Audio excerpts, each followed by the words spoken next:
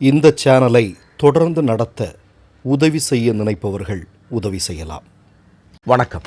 முதல்வருடைய ஒற்றை அறிவிப்பு 100 வருட ஆர்எஸ்எஸ்னுடைய கனவில் மண்ணள்ளி போட்டிருக்கிறது.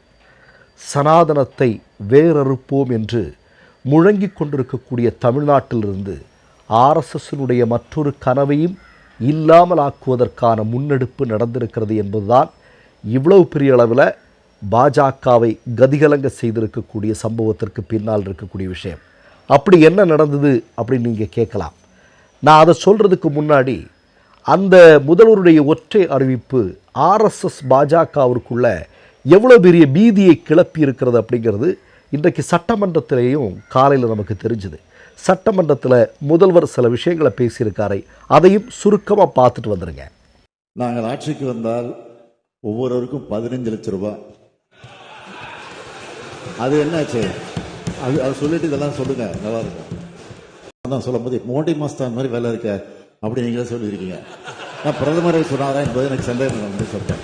மோடி மஸ்தானே சொல்லியிருக்கீங்க, டிவியில் பதிவாயிருக்குது. தவறி சொல்லியிருக்கலாம், ஆனா மோடி மஸ்தான் நிறைய பண்ணிட்டாங்க அப்படின்னு சொன்னீங்க. பாஜகவினுடைய தலைவர் மாண்புமிகு உறுப்பினர் நயனா நாகேந்திரன் அவர்கள் நீட் தேர்வு பற்றி சொன்னார்கள். நான் கேட்க விரும்புவது, இப்பொழுது உங்களுக்கு அதிகாரம் இருக்கிறது, மத்தியில் நீங்கள் தான் ஆட்சியில் இருக்கிறீர்கள். இப்பொழுதாவது அதை கொண்டு வந்து நீட் தேர்வு விளக்கை அழைப்ப முன்வருவீர்களா என அந்த கேள்வியை தான் கேட்க விரும்புகிறேன். அதற்கு நீங்கள் பதில் சொல்லுங்கள். இந்தியாவில் இருக்கக்கூடிய மாநிலங்களை ஒப்பிட்டு பார்க்கிற நேரத்தில் பெண்களுக்கு உரிய பாதுகாப்பும், ஆங்காங்கு நடைபெறக்கூடிய கலவரங்களும், குழந்தைகளுக்குரிய பாதுகாப்பும் தமிழ்நாட்டில் தான் பாதுகாப்பு சிறப்பாக இருக்கிறது என்று உங்களுடைய ஒன்றிய அரசு தந்திருக்கக்கூடிய குறிப்பை தெளிவாக தந்திருக்கிறது.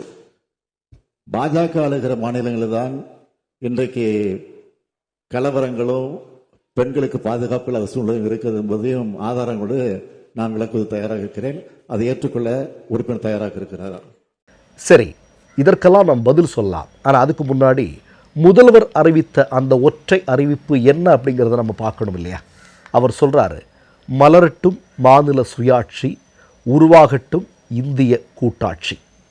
அதாவது அதிகாரமிக்கதாக மாநில அரசுகளை மாற்ற அரசியலமைப்பில் திருத்தம் கொண்டு வர வேண்டும், அதற்கான உரிமையை கோருவோம் என்று சட்டமன்றத்தில் நம்முடைய முதல்வர் அவர்கள் பேசியிருக்கிறார்.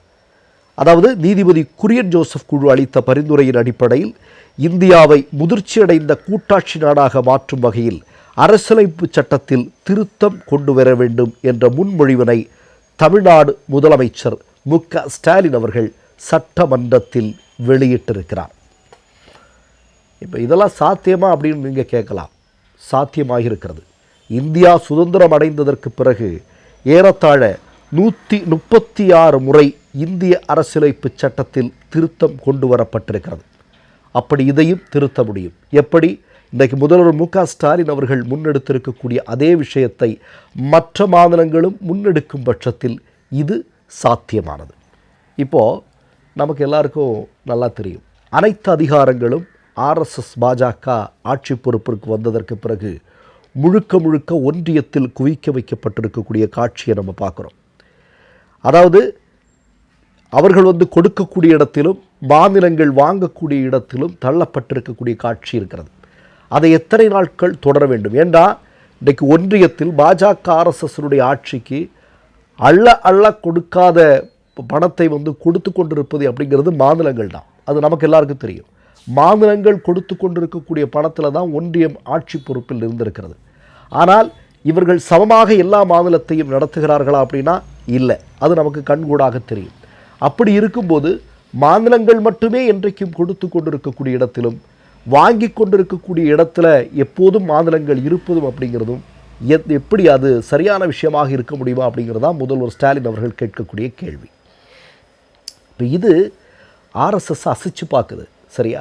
தமிழ்நாட்டில் இன்றைக்கு முன்னெடுக்கக்கூடிய பல்வேறு அரசியல் நடவடிக்கைகள் ஆர்எஸ்எஸ்ஸையே வேறறுக்கக்கூடியதாக இருக்கிறது. நீங்கள் பாருங்கள், சனாதனத்தை வேறறுப்போம் அப்படின்னா ஆர்எஸ்எஸ்ஸால் இருக்கும். சனாதனத்தை எடுத்து ஆர்எஸ்எஸ் அழிஞ்சிடும். சனாதனத்தின் மேல் கட்டப்பட்டிருக்கிறது, மனு நீதியின் மேல் கட்டப்பட்டிருப்பது தான் ஆர்எஸ்எஸ் அப்படிங்கிறது அதை காப்பது தான் அவர்களுடைய வேலையை, ஆர்எஸ்எஸ்னுடைய வேலையை. அதை வேறொரு போன்று தமிழ்நாடு மக்கள், தமிழ்நாடு குரல் கொடுக்கிறது. இப்போது என்ன சொல்கிறாங்க? கூட்டாட்சி தத்துவம் இல்லையா, இந்திய கூட்டாட்சி, மாநிலத்தில் சுயாட்சி, இதை முன்னெடுக்கிறார்கள். அறிஞர் அண்ணா அவர்களுடைய கனவு, இதை முன்னெடுக்கிறாங்க. இது எப்படி? ஆர்எஸ்எஸ் என்ன நினைத்து கொண்டிருக்கிறது? ஒரே நாடு ஒரே தேர்தல், இதன் மூலம் தேர்தல்களை ஒழிப்பது, எப்படிப்பட்ட ஒரு ஆட்சியை கொண்டு வருவது, இந்தியா முழுமைக்கும் ஒற்றை ஆட்சி, ஒற்றை தன்மை உள்ள ஆட்சியை கொண்டு வருவது என்பது ஆர்எஸ்எஸ்னுடைய கனவு. அதற்கு நேர் எதிரான மக்களாட்சியினுடைய ஒரு மிக முக்கியமான முன்னெடுப்பை முதல்வர் ஸ்டாலின் நடத்தியிருக்கார். அதனால தான் இந்த கலக்கத்தில், இந்த பீதியில் இன்னைக்கு காலையில் நயினார் நாகேந்திரன் வாயில் வந்ததெல்லாம் பேச ஆரம்பிக்கிறார். என்ன பேசுகிறார் அப்படின்னா, இந்த 5 வருடத்தில் கோடை காலம் போச்சே, 2000 ரூபாய் கொடுத்தீங்களா, இந்த வருடம் மட்டும்தான் கோடை காலமா? அதற்கு விளக்கம் சொல்கிறேன் நயினார் நாகேந்திரன், நல்லா தெளிவாக கேட்டுங்க. 3 மாதம் மகளிர் உரிமை தொகை கொடுக்க வேண்டியதை முன்னாடி கொடுத்துருக்குறாங்க.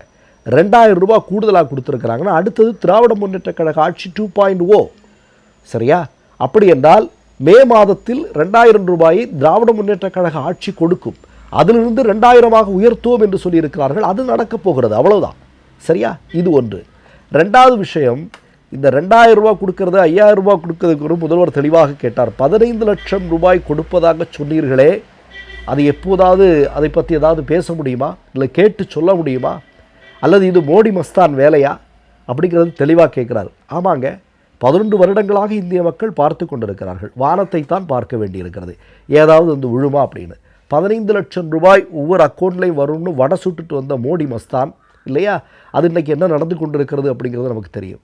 பாதுகாப்பை பற்றி நயினார் நாகேந்திரன் பேசுகிறார். ஏன்னா இப்படியெல்லாம் ஒரு முதல்வர் அவருடைய ஆட்சி செயல்பட்டு கொண்டிருக்கிறது என்றால் கதிகலங்கி போகத்தானே வேணும். அப்போ உடனே அடுத்ததாக பேசுகிறார், மாநிலத்தில் பெண்களுக்கு பாதுகாப்பு இல்லை, மாநிலத்தில் இப்படிப்பட்ட பிரச்சனை இருக்குது, அப்படிப்பட்ட பிரச்சனை இருக்குன்னு. அப்போ முதல்வர் ஸ்டாலின் தெளிவாக சொல்கிறார், இன்றைக்கு ஒன்றிய அரசு, மோடி தலைமையிலான அரசு கொடுத்திருக்கக்கூடிய தகவலின்படி இந்தியாவில் பாஜக ஆட்சி நடக்கக்கூடிய மாநிலங்களை விட சிறப்பான நிர்வாகமும் பெண்கள் பாதுகாப்பும் இருக்கக்கூடிய மாநிலம் தமிழ்நாடு.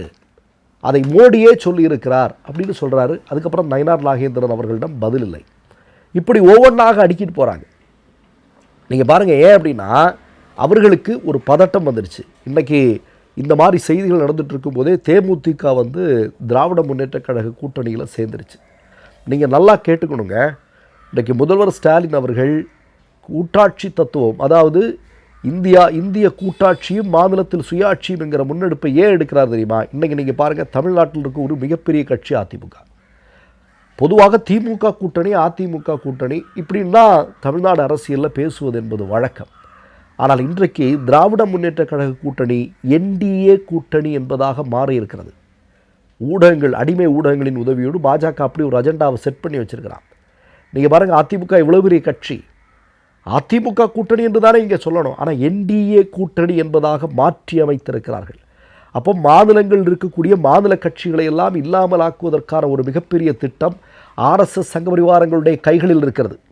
அதை உடைப்பதற்கான முன்னெடுப்பு தான் முதல்வர் ஸ்டாலின் அவர்கள் இன்றைக்கு தமிழ்நாட்டில் தமிழக சட்டமன்றத்தில் அவர் முன்னெடுத்திருக்கிறார் இல்லையா? அப்போது என்ன அப்படின்னா, இந்த மாதிரியான விஷயங்களை முன்னெடுக்கக்கூடிய இடமாக தமிழ்நாடு இருப்பதால் தான் பாஜக, ஆர்எஸ்எஸ் இவ்வளவு பீதியில் இருக்கிறது.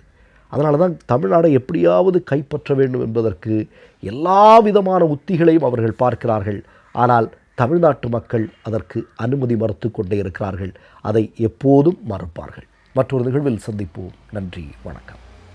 3 யூடியூப் சேனல்கள் வியாபாரத்திற்கு இருக்கிறது. தேவைப்படுபவர்கள் இந்த எண்ணுக்கு தொடர்பு கொள்ளுங்கள். மை நேம் இஸ் ரெட் சேனலை சப்ஸ்கிரைப் பண்ணிக்கோங்க. அதுக்கப்புறமா பக்கத்தில் இருக்கிற ஜாயின் பட்டனை கிளிக் பண்ணீங்கன்னா ஒரு நியூ பேஜ் ஒன்று ஓப்பன் ஆகும். அதுலேயும் ஜாயின் பட்டனே கிளிக் பண்ணிக்கோங்க. அதில் பார்த்தீங்கன்னா credit R debit card options இருக்கு.